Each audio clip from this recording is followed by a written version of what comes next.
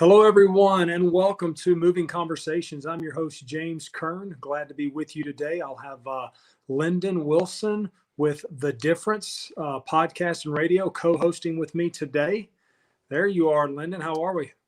I'm good, man. Filling Good. in for Darren in April. Yes. Hopefully, I can carry that water. Maybe so. Well, not April's, but probably Darren's. Well, that's true. That's true. But I know I can carry Darren's. I know, right? Right. Well, they've been out I of hope town. he's listening. And, I hope he's listening. I hope he is too. They've been out of town, and they're from St. Louis, and so they went up there. And then with the guests that we wanted to have today, I felt like it'd just be good to give them a break, Darren and April, and so they can go do their day job. And I told them I was going to be a big deduction if they didn't co-host with me today. But like Darren said, you can't deduct from a guy who's doing it for free. So yes. But hope everyone out there is having a good post Thanksgiving, and we're blessed here. How was your Thanksgiving? My Thanksgiving was good. I spend it up at the cabin every year, and I've been doing that now for I guess about 12 years. And I just enjoy the peace and quiet. And we eat way too much. Normally, I'm hunting on Thanksgiving, but by the time I eat lunch, I'm kind of napping by the end of the day, so I don't get that much hunting done on that day. But it was a good one. What about yours? Man, we had my brother-in-law up from Houston and ordered way too much food. I hate to say it, but I'm the same guy that takes too many clothes on a long road trip. And so the same thing happens when we're cooking a big meal. I get these thoughts of, oh my God, we're going to run out of something that everybody really likes. And so, at least we have leftovers, but I'm going to make some adjustments after this year. I mean, we pretty much cook the same menu every year. I've got some recipes that my mom has been doing for years, and her health hasn't been great. And so I basically did everything this year. My wife helped, obviously, and my mom helped a little bit, but I took the lead and got up at 7 and started rolling with it. And so it was a lot of work, but it was worth it, and I enjoyed it. But definitely going to make some changes to the portions next year. It was just too much, and so that was it. Lot to be thankful for. I think that was kind of our theme during Thanksgiving. That was something I kind of wanted to bring to the show was, 2020 has been crazy. I don't think there's a word you can come up with that would could really accurately describe it. But crazy and unprecedented. Right. Have just it's been wild. But I think if we're all intentional about it, we could all find things, and we don't have to look too far, that we're still thankful for. Absolutely. As much as many of us, including me, would like to see 2020, in our rearview mirror, I don't think, and me being a believer, I think that everything, God works in all things and through everything, and works them out for our good and for His purposes, actually. And so I think we have to look at 2020 as what can we get out of 2020, not how fast can we get out of it. And so, I think we can look at that and be thankful, because I know when it first happened and people were kind of the whole shelter in place. And at that time I was living in Farmers Branch. There was a lot of families doing a lot of walking. And I mean, just, getting out, getting a little exercise. You'd see a mom, a dad, and the kids, and nobody was on a cell phone. They were actually walking. They were having conversations. I think there's been a lot more, family interaction, probably a lot more eating at home. And I think that, if anything that you can say good came out of it, I think that it showed us that maybe what we were missing, that, we're getting so busy, we weren't really thinking about all the things that we weren't doing. And it gave us a chance really to deepen our relationships, not only with our immediate family, but with just others as well. And I know that I've really witnessed that. I've witnessed people doing things completely different. I'm not going to say like the old times, but pre-social media and all of that, just people kind of getting back to the basics because we were forced to do that. So, yeah, and we need balance. I don't think it needs to be like this the rest of our lives. I don't think we need to revert back to the way it was pre-COVID. I think a balance. I think obviously with the depression rate up, the suicide rate up, the spousal abuse, all the negatives that are going on in our society. I think that, alcoholism, addiction, all those numbers are up. But so definitely, I know this has taken a toll, and we don't want to Yep. make light of that toll that it's taken. But I think going back to business as usual, where we were going so fast and not present, being present is you have to be intentional to be present when you're at the dinner table with your That's family, right.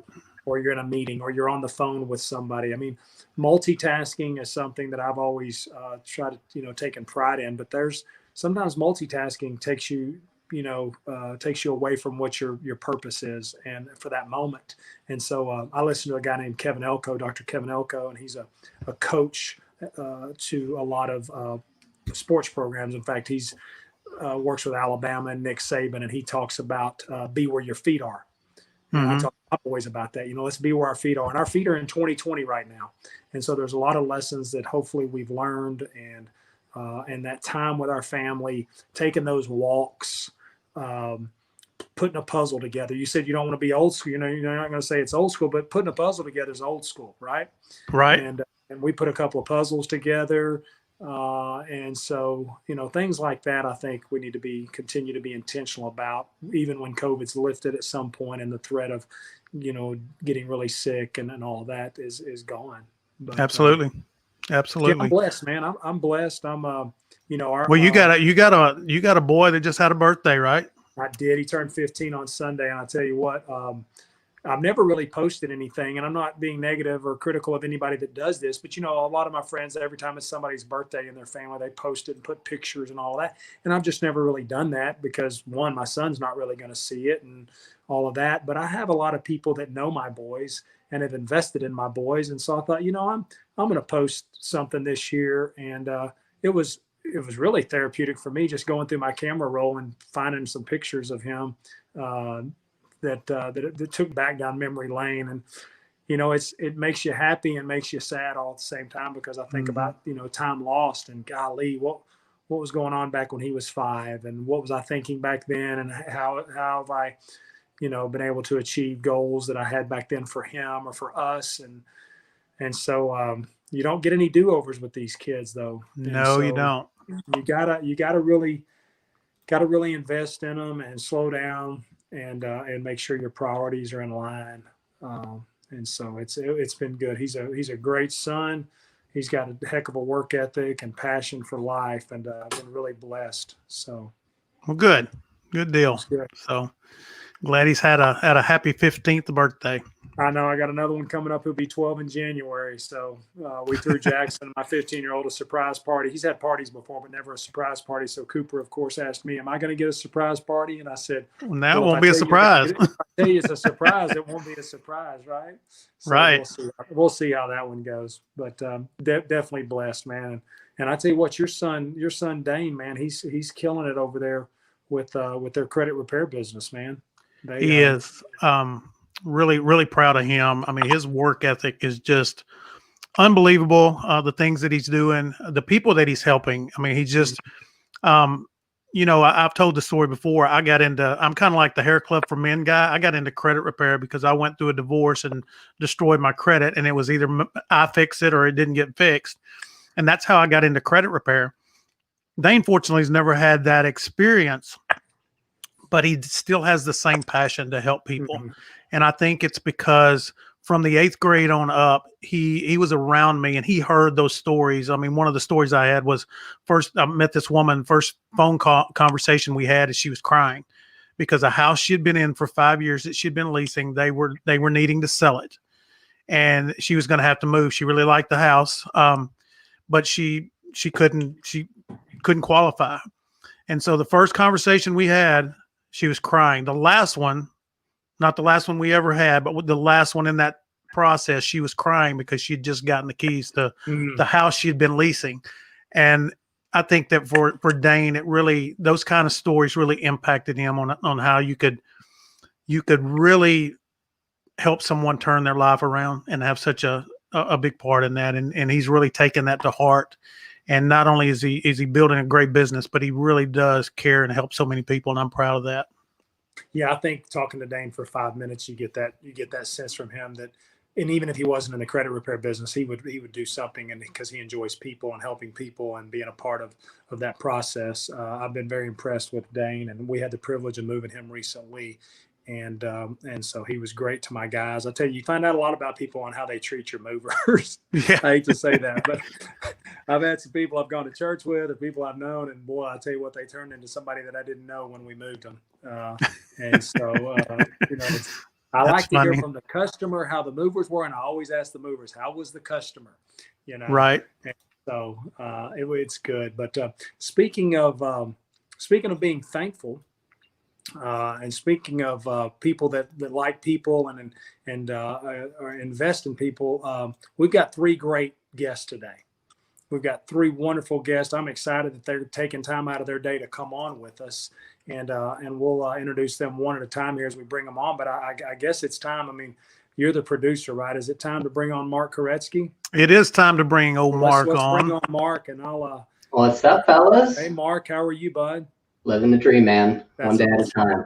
Well, let me tell everybody real quickly about just a brief overview real quickly, and then you can get into it because I want everybody to hear your story. But Mark Koretsky came here when he was 7 years old from Russia with his parents. So he is truly a Russian immigrant. And so I know that he has a perspective of this country that maybe a lot of us don't. We take some things for granted that he probably doesn't. Mark professionally has a team, the Koretsky lending team over at Movement Mortgage. He's a loan officer over there and has a team.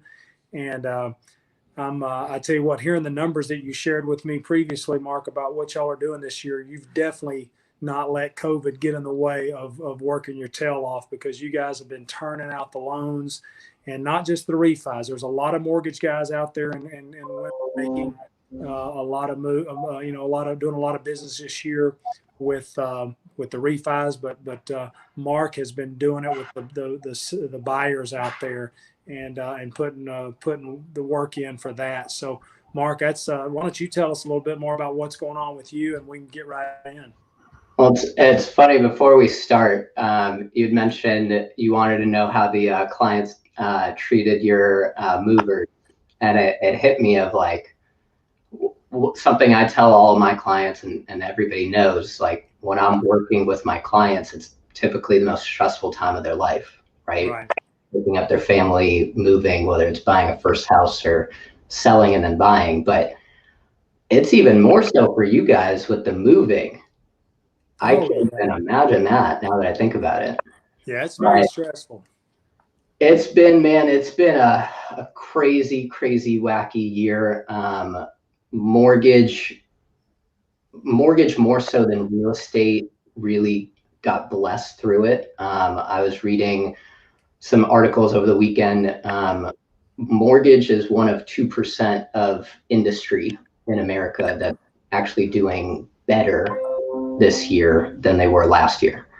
And so we got given an absolute blessing and a gift, and it's allowed a lot of people to really make a lot of money this year. Like you said, a lot of people are really focused on the refinances because, frankly, I mean, it's everybody that we know that bought in the last year to 6 years or 7 years, they probably refied if they bought before then. It's like everybody we know could benefit from restructuring their loan. And so, I mean, we are helping a lot of people do that, but I mentioned earlier, I mean, my passion is helping people buy. And I mean, especially so with the first time buyers. I think a lot of it does come from me being an immigrant. By the way, I don't know, am I first generation? Am I the 0th generation in the way that I am? I still don't know, but I call myself first generation anyway. Man, home ownership is what makes America great. It's what led me into the industry. It's what led me into mortgage, and it's what really given me the passion to go out and work 12, 13, 14 hours a day and not feel like I'm doing a disservice to myself or my clients. So it's been a lot of ups and downs, but all in all, I just found out I was able to, for the first time in my 6-year career, I just hit my own personal goal for the first time. I've always set goals, never hit them. So it's kind of a interesting feeling being like, all right, I actually accomplished what I wanted to do this year. Does Awesome. that make you an overachiever or a guy that just sets the bar too low? I'm just kidding, Mark. I mean, you take the good with the bad, right? Right. No, that's awesome, man. That's awesome. Well, you know, I'm always interested in people that come here outside of the United States and make this their home, their work ethic. You know, there's usually more than not, I think the percentages of immigrants who have a strong work ethic is higher than those of us who were born in this country. And so, you know, I think that's amazing. So tell us a little bit about, I'd love to hear about kind of your family and kind of your journey, if you could sum that up, and then just tell us what you appreciate besides homeownership and about what you appreciate about America. So, I mean, I could go on about me and my family for days, but I mean, I found out pretty late in life that not only were we immigrants, but we were technically refugees. Growing up, or I mean, my parents growing up and me living in Russia for the few years that I was there, I didn't know that I was born Jewish. That was something that was discussed, and there was a lot of discrimination against it, and that's why it wasn't discussed. And it was, I think, end of high school, early college, where I was talking to my dad about something, and he was like, "You know, you're a Jew, right?" I was like, "Wait, what?" He was like, "Yeah, like the menorah that we used to light, like at the grandparents' house, like that was a menorah." And it just finally like clicked. I was like, "Oh, okay." And so we were the poorest of the family, so we were the last ones to be able to move over. We moved in 1999. Had a lot of different options as far as where we could go, but we ended up landing in Boston. I mean, I saw my parents literally start over at 45 years old. I just started over by moving to Texas in 2018, but I was 25, 26. The amount of respect that I have for them looking back on what they did and what they were able to accomplish is unbelievable. I mean, to start your life over in a brand new place without really knowing the language and then having to start again on the bottom floor, it's a lot of work. Right? Both of my parents, they were highly educated. They both have PhDs. America didn't accept them. So they had to basically recertify them. And so as they continued to put in the hard work that they were putting in, we progressively got to be better off, right? And so they were able to take us from that inner city project apartment that we first lived in. Funny story, guys. So I literally, the first place we lived in was a project. They forgot to build a bathroom in our unit. So they built one outside of it. So we were on the first floor. And so the bathroom was built onto the side of the house, had no heat, no AC in Boston. So it's they're just freezing cold or it's just humid hot. But so we went from that to, I mean, being able to move into one of the nicest cities in that greater Boston area. And from there, really the biggest shock for me was not understanding that I wasn't like my better off American friends. Of why can't I go out and do this as a kid? Why can't I go to the mall and spend a bunch of money? Why can't I go do X, Y, Z? And then it really hit me of this life is on me. My parents did more than I could ever ask for by getting me and my brother over here. And so it was the realization of life is going to be what you make of it. There's no big fancy inheritance coming. There's no trust fund that's in the works. And it was just a continual work in progress. I still am. And I mean, I try to work on myself every day. But yeah, I mean, it's been a fun, what am I? I'm 28. It's been a fun 28 years so far. Yeah, what a great story. That's awesome. Now, are your parents still with us? Are they still around? Yeah, so I'm speaking of Thanksgiving and the holidays. This one was a strange one for me. My family is, for the most part, still back in Massachusetts. Before I moved to Texas, I lived in Maryland. And so for the last 6 years or so, I've gone back home to be with them for Thanksgiving and or Christmas, and really just spend time with them and the grandparents and just my friends from growing up. And so this year I said, as much as I can go, I'm not gonna voluntarily put myself in a big metal box with circulating air with a bunch of strangers. And so it was me and this little dog back here, just hanging out, and then just got together with some of my coworkers who have really become like family with me, and made the most of it. Watched some football, got some good food in, and speaking of differences this year, I set up a Zoom call with my parents and my brother, who actually now lives in France. And so even though we weren't able to be literally together, we were able to spend an hour, 2 hours just hanging out, catching up, watching food, shooting the shit.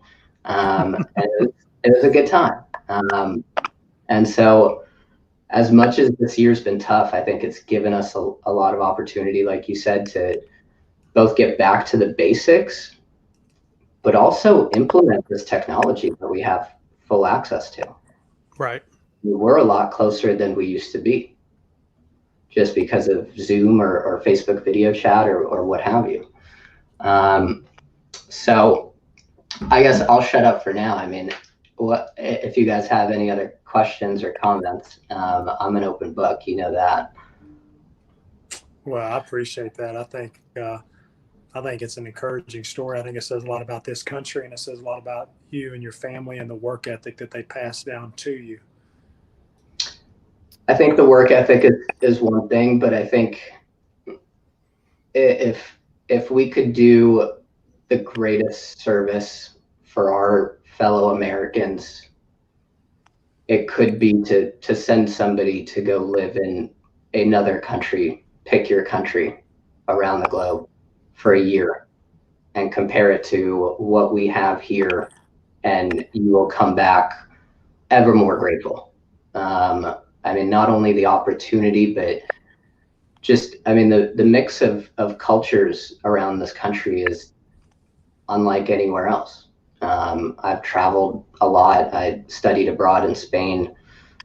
My brother's in France. I've seen a lot of different countries and their setup, and as much flack as we give ourselves, I think we need to do a better job of gaining the worldview that the rest of the world has, which, I mean, immigrants gravitate to America for a reason, and it's because there's no other place in the world like it. Yep. Awesome. Yeah, I agree.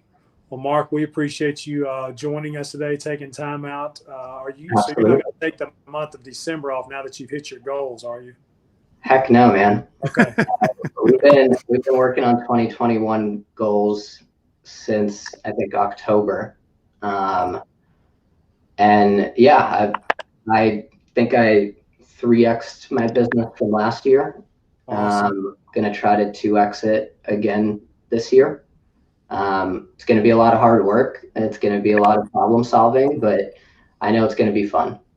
So I'm looking forward to it. It's always fun starting over and seeing zeros on the scoreboard. Yeah. And in my head, it's how do I get to one first? And I think if we all approached, I guess, really salespeople, right, approach things in that manner, then it would do a lot of good for the paycheck at the end of the year. Yep. Well, I'm sure Lyndon said it before when he was coaching, but at halftime you could be up by 14 points and you tell your team, hey, what do we say? It's 0 to 0. 0 to 0. So you're starting off with that mentality. And so I would just encourage anybody out there who is looking at refinancing or purchasing a home, check Mark out over at the Koretsky mortgage team, lending team over at Movement Mortgage. And we sure appreciate you, Mark, and we'll have you on in the future. Absolutely, man. It was great to hang out with you guys. Enjoy the rest of the show. Absolutely. All right. Thanks, Mark. Man, that's a great dude right there, Lyndon. He is, and that's why I really enjoy having him on The Difference so much. And he is one of our contributors now. Really proud that he's joined our team as far as a contributor. But he has that unique perspective, James. And I don't know. I mean, I know where you coached. You know where I coached, and I don't know if you've experienced this or not. But I think I'm safe in saying that when you have a culture of winning, at some point in time, one of those age groups is going to get a little complacent. Because they don't realize what those guys 5, 10, 15 years in front of them did to create that culture and create that tradition. Yep. And you can have a severe, and it's not talent, it's just mentality drop off, because we think that it's just the way it's supposed to be. The United States is supposed to just give me everything I want to get. Yep. And we bash it for not getting what we want to get. But then you listen to someone like Mark come in that's seen the different sides, and man, I love the story. I do. I could listen to him talk about that over and over again. Plus, I love how proud he is of his parents, and yep. what he attributes to his success because of them. So great guy. It goes back to what I always say: we can focus on what we don't have, or we can choose to focus on what we do have. And I would say that with our parents, we can focus on what our parents didn't do for us, or we can focus on what they did do for us. So, man, I told everybody we had a great lineup today. I think after Mark right there, we're starting to get some believers here. And our next guest is Nathan Smith. Is Nate with us there? He is. He's on mute. I hope he knows that. Oh, here I am. There you go. My first time using technology. Sorry, everyone. How you doing, man? I'm doing great. How are you, James? We're good, man. I'm glad you're with us today. Nathan is an independent financial coach. He also has a podcast that you can check out on every first and third Wednesday right here on The Difference at 11 a.m. It's called the Exodus Podcast, and he's a co-host of that show. You can also check him out on Facebook at Freedom Freestyle. And I think Nathan's passion from a professional standpoint is really about helping people be good stewards with their finances and not being prisoners to debt, and to constantly waking up and not being able to do the things they want to do financially. So Nathan, tell us what's going on, man.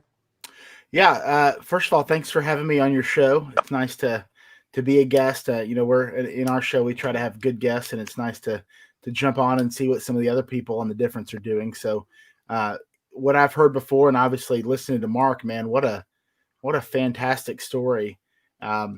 It gets you excited. First of all, I'm thinking to myself, man, his story is way better than mine. But on the flip side, it's just encouraging to hear somebody that just really appreciates, because I'm a native Texan. So I've always been a Texan, always been an American, have a lot of pride in our country. But hearing someone that can really see the difference between not having some of the things that we're blessed with and having them is very encouraging to me. And so that's it was an honor to go after him and be able to hear his side of the story first. But to your question, James, exactly right in some sense from a client side. And I'm really excited to help people get on, kind of recalibrate their GPS in a sense, get on the right financial journey, looking at their financial house, making sure that they're protected from top to bottom now, later on, having that protection from emergencies, things of that nature, that they're saving for retirement.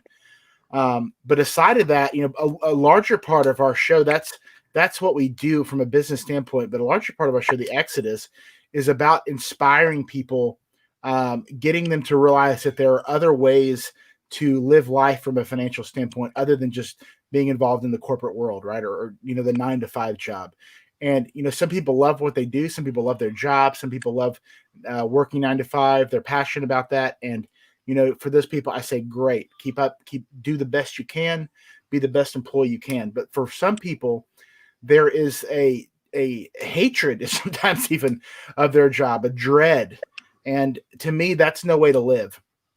I was somebody that I used to work in the corporate world in healthcare and didn't hate my job. Like the people I work with, still friends with a lot of them. So I didn't have a terrible experience, but I was somebody that always wanted to do something on my own, right? To have my own company, to control my own hours and time, which we talk about this on our show. With that comes a lot of responsibility and a lot of things you have to get good at, and a lot of, whether it be time management, persistency. I mean, just a number of different things that you have to give up entrepreneur, and things that you have to adopt as an entrepreneur. In fact, that's the latter part of that is something we're going to be talking about tomorrow on our show.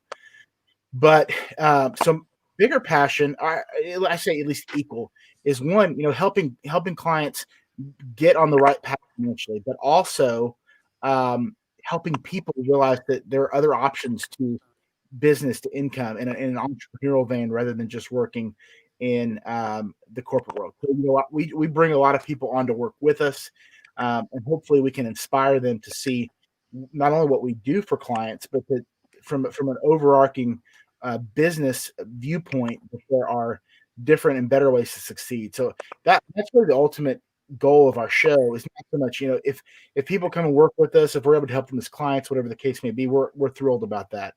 But it's more so just inspiring them to look at something different and take that chance, take that ability on, stepping away from the corporate world, following their passions. Sometimes passions don't always lead to great income. So you have to understand how the business world works, what makes a successful business and things of that nature. So it's all about, just getting people to take a look at what's available. One of the things, Lennon, that you'll remember this, one of the examples I think Lennon gave was, if you have correct me if I'm wrong, but it was kind of a meme or a story about, when you have pigs, right? If you're a pig farmer and you've got them in a pen, if you completely like put plywood or close off the pen where they can't see out, they will just be calm, right? They'll just sit there and be calm. But if you have it like where there's holes in the fence, just like cross beams or whatever, and they can see where they want to go, they're more apt to break out, right? And so that's our goal, is not only showing people what's out there, but opening the door for them so they don't have to just bust out. We actually show them a door and a way to get there. And so that's a lot of what we do. And we've been doing that now for a little over a year and a half, and it's just been super blessed.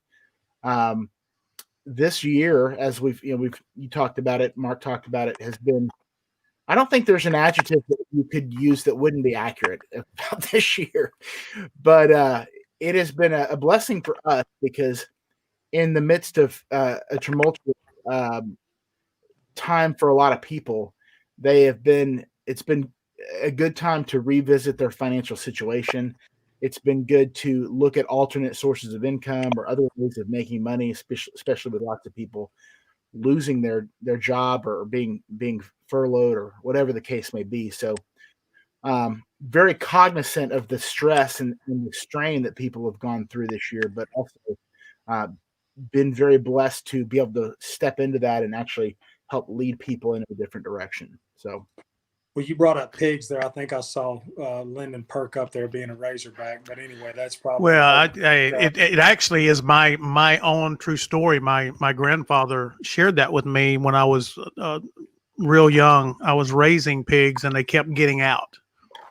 And he told me, he says, build the pen with plywood so they can't see out. If they can't see out, they don't want out. They're happy right where they are. And okay, James, I never forgot that. I never forgot that thought. I think there's been a pen built around Fayetteville for quite a while now. Hopefully we're. Yeah, those pigs that I think that when you drive by Fayetteville, they've just been laid over. They have, man. But we're bringing some life back. But they're up now, taking that front paw and kicking some dirt back, ready to charge. I mean, I told you, a good friend of mine up there in Missouri, if he's listening today, is an offensive coordinator at Missouri, and he said, man, the Razorbacks, they're not the same old Razorbacks that we've been used to seeing the past few years. So No, he they got a still little wants to fight in beat them. you, but yeah, they got some fight in them, but that starts at the top. So Nathan, tell me something that, and I'm putting you on the spot. I didn't give That's you prep on the this best. question here, but I love can to you be think put of on the anything spot. off the top that you've done this year in 2020 personally that you may not have been doing prior to the pandemic that you want to continue to implement or do in your life going forward? Well, I think being forced. I mean, I'll give you one for the business, and then I'll give you one kind of for life. For the business, it's forced us to be, because the entire world has moved online, basically. And I mean, even the difference obviously was in the studio, I guess, when before the pandemic, and now Right. we're online, which has had some positives, but it also has, I think we've yet to see what that's going to do socially to our society. Hopefully, it won't be a permanent thing where we all just kind of stay online forever. But from a business standpoint, it's allowed me to expand um, and and connect more people, which I love to do.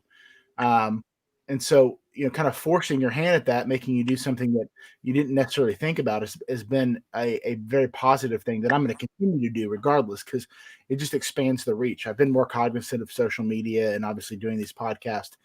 But from a personal standpoint, I think, I've had more time to spend with my family and my son. I have a 10-month, oh, he'll be 10 months on Saturday. And so, as things continue to grow and ramp up, I want to make sure that I'm still allotting that time, because it's going to be weird to dial that back, and so I don't really want to do that. So making sure that I'm still, putting my family first, which I think I've been able to do for the most part this year. And that's obviously a goal for everyone, hopefully, if you're a decent human being. But a lot of times, depending on what we're doing, sometimes our priorities get out of whack.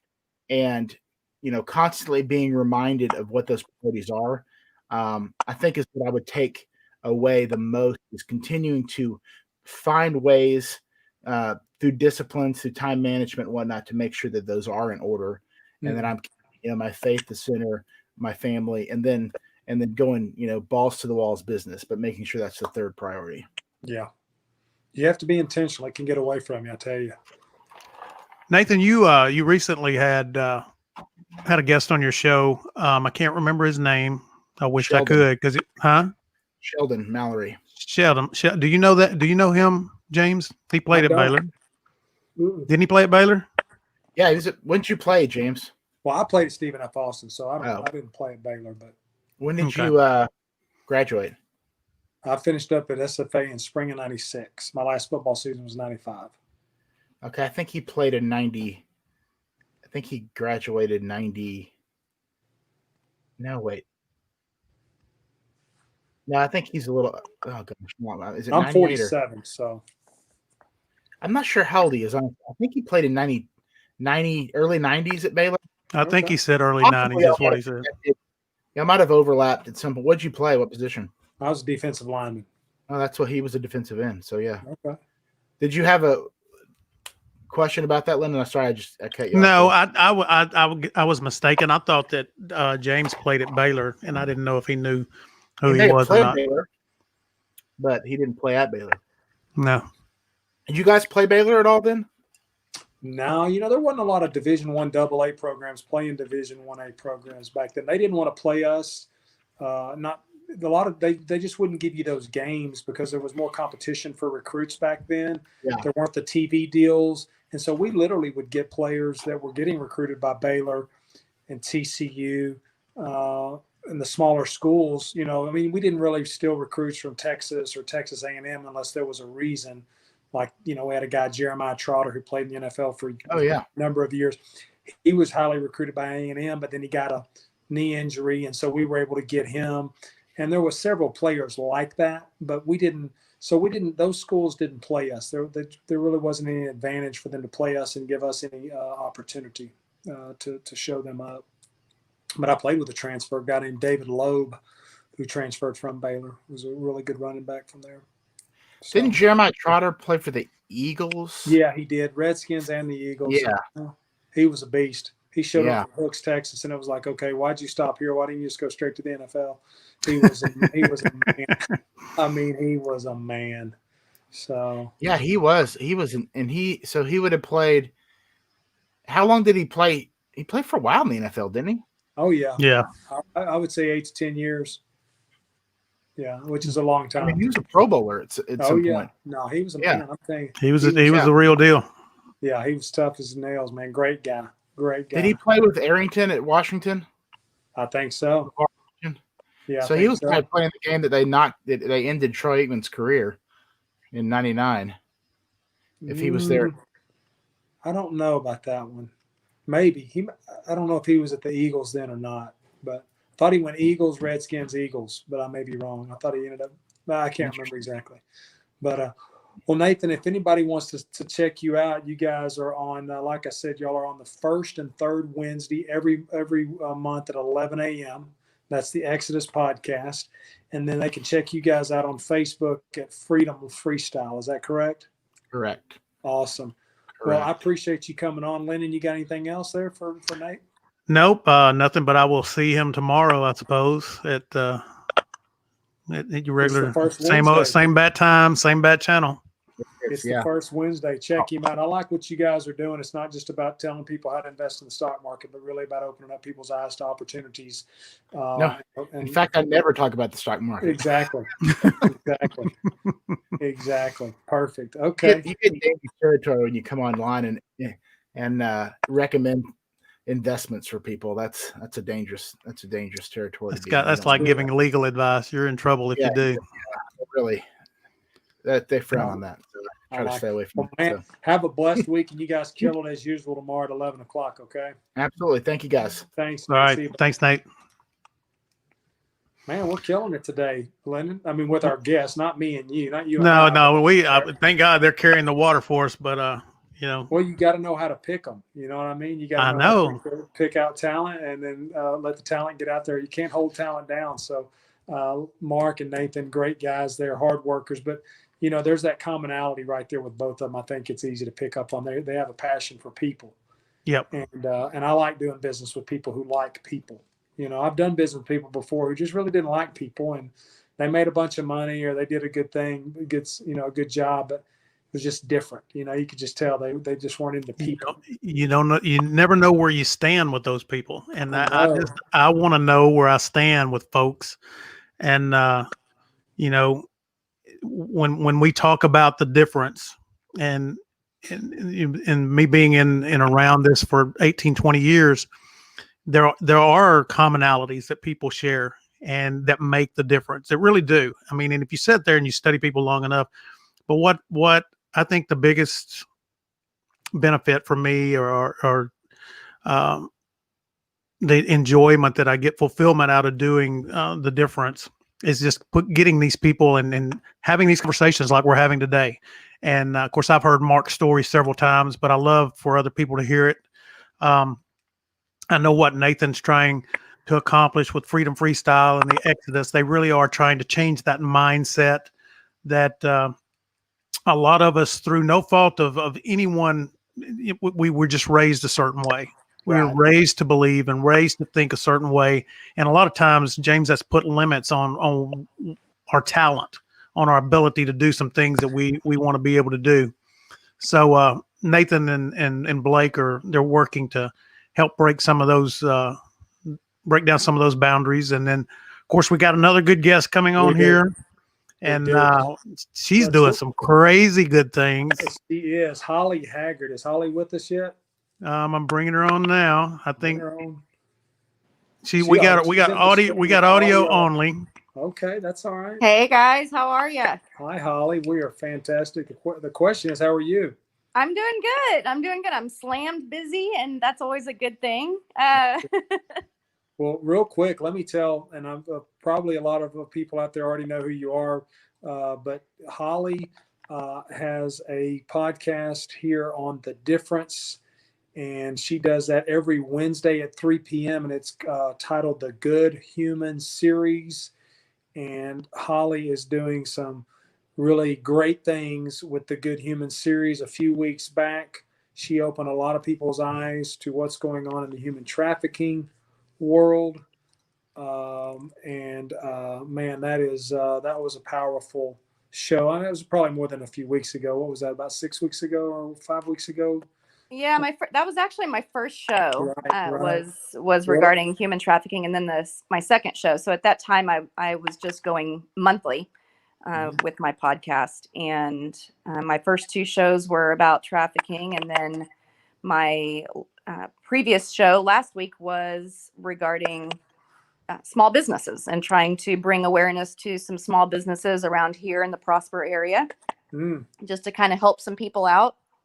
And that's the whole point of being a good human, is trying to help others and lift others up, and to help others know, or help them become better at what they do, on a daily basis, and find ways that we can make a difference in the world. And that's the whole point of my podcast, is just to try to help people. Well, Holly, you've been making a difference, and I'm not being funny there with that play on the words, but I mean, back when COVID got started, you were responsible for that great idea of RVs for MDs, where you were helping doctors and medical professionals who couldn't sleep in their own homes have a nice place to live on site there at their homes, and you did that, and that blew up like gangbusters. You've got this Good Human series going on, and then professionally, you're helping people achieve their dreams in homeownership over at Geneva Financial in the mortgage industry. And I've, full disclosure, I've personally spent time with Holly. She has hired my son, Cooper, the pooper scooper. He's the best, man. I'm telling you, it was great over Thanksgiving. Yes, it's Cooper the Pooper Scooper. Our tagline is "Got Poop, Call Coop," which we stole from the old "Got Milk" campaign. And I figured with a name like Cooper, let's use it. I've always been envious of people who had names that really fit their business. Unfortunately for him, the only thing that rhymes with Cooper that's a business is Scooper. So Pooper Scooper. But that little sucker, man, he's got a heck of a business going on here in Prosper. So anybody that's in Prosper, especially the Windsong Ranch area, reach out to us, Cooper, and come over there and pick up the poop. But Holly, you are a great human being. You have a big heart. And I know that you put people first. You've got that servant leadership attitude. So tell us, what'd you guys do over the break for Thanksgiving? Did you have family around, or what's We going did. On? Yeah, we had, you probably noticed a couple of RVs in our driveway. I did. Both of my brothers were in town from Colorado. Okay. And so I got to see them for the week, which was really nice. I miss those guys like crazy. My mom was up, and yeah, we made a lot of food and ate way too much, and that's awesome. just really enjoyed some time together. And I know with COVID and the fears and everything like that, it's a time where when you do get to see your family, you cherish it that much more.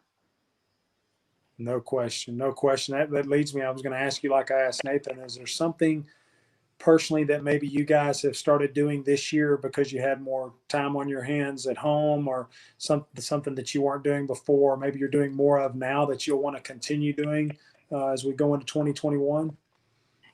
I've worked from home for the last year and a half since I've been with Geneva. And so my life didn't really change that much with COVID. And so I would say that I've been busier. I can attest to what Mark was saying, that, this year has been a very good year for, the mortgage industry. And, there was some rocky roads in the beginning, just not knowing who was going to stay open and who wasn't, right. Figuring the things out. So that was a little bit of a challenge, but, I can say that it really didn't change much. The only thing that did change was my kids were home from school, and, after spring break. So we go on an RV trip every year on spring break. And when we got back home, it wasn't go back to school. It was, hey, let's learn from home. And so that was nice because anytime I could take a break, or if they got a break, I could see them during the day, and I got to spend more time with them. And so that was really nice. And that was the difference. And they're back in school now in Prosper. We're back in school, Yeah. In person. And I'm still back at home, still at home working. So it's quite different. But I would say that my change, or something that I would continue doing, is the Good Human series is basically what I'm doing that is different. And that really kind of stemmed from what we did with the RBs for MDs, just that feeling of helping somebody there. You can't put a price tag on that. And so by having my podcast as the Good Human series, bringing people on so that I can help them make more money, bring more awareness to their business, or give ideas of how people can do better, that gives me gratitude. That gives me joy. And so you can't put a price tag on joy, and you can't put a price tag on something, on that feeling that you get when you've made somebody else's day. And I think that's, I guess I could say, that is what I will continue to do. And that goes for my business too. I mean, when I'm able to close loans and make money, it gives me the opportunity to give back to other people and help them with their business. We try to live as frugal as we possibly can. We live in a great neighborhood, nice neighborhood and everything, but we also try to give as much as we give to ourselves. And so, that's my way of giving back. Yeah, being a good steward, and I think that's what you guys do. Lyndon, were you going to say something or add to that? I was just going to talk because I've known Holly now, I guess, going on a year, right? Yeah. One of I said this before, James, but putting these people together, and I think that we all sort of gravitate to each other. The people that are really wanting to make the difference. We naturally are attracted to the groups, and I think Holly is a person that finds that fulfillment, finds that sense of purpose in putting others first and putting others in the spotlight and doing things for others that can make a difference. And James, I know you're the same way. I mean, you do being a football coach and working with kids. I mean, I don't think people understand coaching a lot. No. It's not just about sports. It's not about sports. It's about impacting. And I tell you, I'm going to tell you just the truth. My first year coaching, when I got the opportunity, I'd never played in a playoff game. I'd never been in a playoff game through my whole career of playing and college and everything like that. And I knew that coaching at the place that I coached, we were going to have a chance to not only go to the playoffs, but win a state championship, because it was just kind of like what I said before. It's almost entitled. You think you're going to get there sooner or later. What I didn't understand was how the kids were going to impact my life. My intent, James, was to coach 1 year, get a state championship ring, and ride off into the sunset. Oh yeah. At the end of that year, we didn't make it. We got beaten in the semifinals, but that wasn't why I came back. The reason I came back is I was like, oh my gosh, those freshmen, if I could coach them 4 years, how good could they be? What could we do together? Yeah. What could we accomplish? And then it realized I'm hooked. I mean, how do you get out of this thing? How, like you said, something important there. Yeah. Well, you said something though. You were being impacted by those kids. You were making an impact on them, but you were being impacted. And I tell you, there's a lot of people out there that are trying to do some good things for people that I've really been turned off by. But I tell you what, Holly, you're one, and Mark and Nathan. I just like to be around people who treat other people good, and who, even if they don't have anything to offer you. I mean, yeah, Holly, you're on our show today, but I've seen you, the way you interact with people. You've opened up your home to our group, The Difference.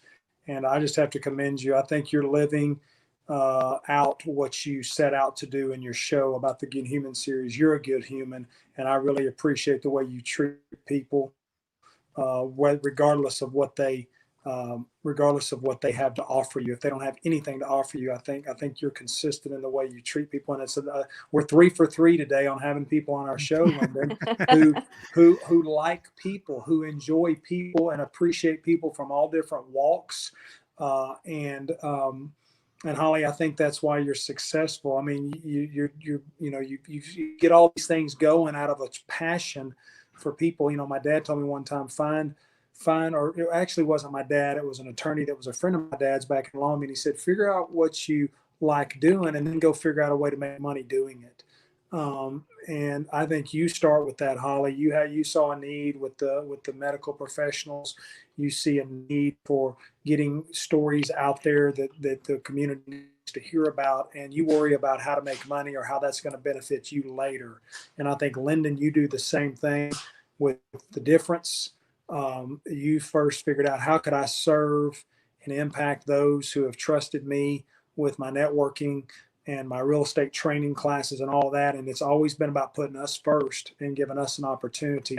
And so I think I would be remiss if I didn't share with my audience the kind of impact you guys are making by putting people first and then figuring out how it'll help you later. I agree. I'm so blessed to know all of you guys, and Lyndon for, bringing me on to The Difference a year ago. It was a year ago, actually, this month that I reached out to you. I heard your first show, or one of your first couple of shows, and I thought, ooh, I want to be on that. So I reached out and said, how can I? Yes. So I'm grateful. How great was that? That was awesome. I tell you what, it really has, the last year, given COVID and everything, just the relationships that God's blessing me with, the people, the friendships, relationships, the things that, the vision I think that we're all sharing and working together. And I think we're just at the beginning of where we're going to be at some point in time, because we're still all figuring this out, but we're realizing there's so much we can do together. It's so powerful. And I appreciate you, James. I appreciate you, Holly. I appreciate everybody on The Difference for tolerating me and my vision, and sometimes the confusion I have in trying to explain it. But I really appreciate y'all, and you have no idea how much enjoyment I get being a part of your show, just listening to it. I mean, I get to sit back here and listen to James and Darren and April talk about conversations and talking about, different personality types, and I'm learning so much from all of y'all, and I really appreciate you. Well, Thank you, Glenn. And let me leave the audience with this. Like I said earlier, I listened to a guy named Dr. Kevin Elko. He's got a deal on Mondays called Monday Morning Cup of Inspiration, and he gives a 4 or 5 minute story every Monday. Look him up at drkevinelko.com. But he yesterday shared a story, and his thing is we need to all work on being better listeners, because there's someone in our circle, or many someones in our circle, that just needs someone to listen.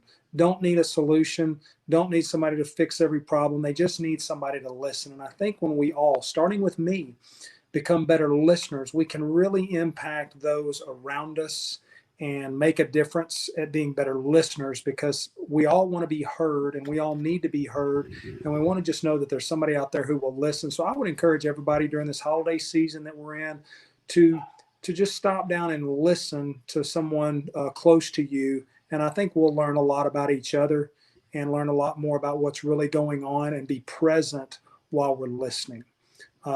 Lyndon, thank you for the show today. Thanks for co-hosting. Holly, thanks for helping us wrap up the show today. Check out Holly on Wednesdays at 3 p.m. on the Good Human series. And for everybody over here at the Moving Conversations, thank you, and have a great week. And we'll see you next week as Darren and April will be joining us back next week. Thanks, everyone. Have a great week.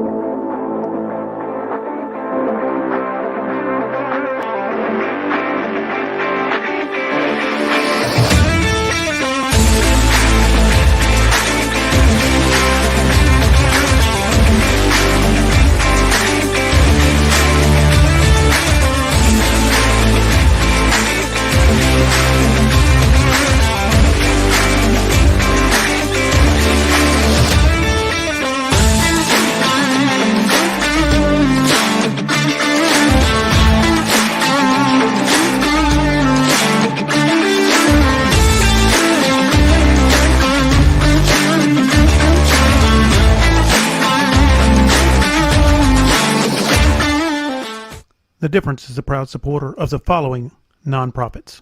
Creek and Timber Legacy, providing outdoor learning, hunting, and firearm therapy for veterans, first responders, and children with serious illness. You can find more info at creekandtimberlegacy.org. And Sharp Shoes. Through local schools and shelters, Sharp Shoes helps provide new shoes for countless needy people and their families. You can find more info at sharpshoes.org.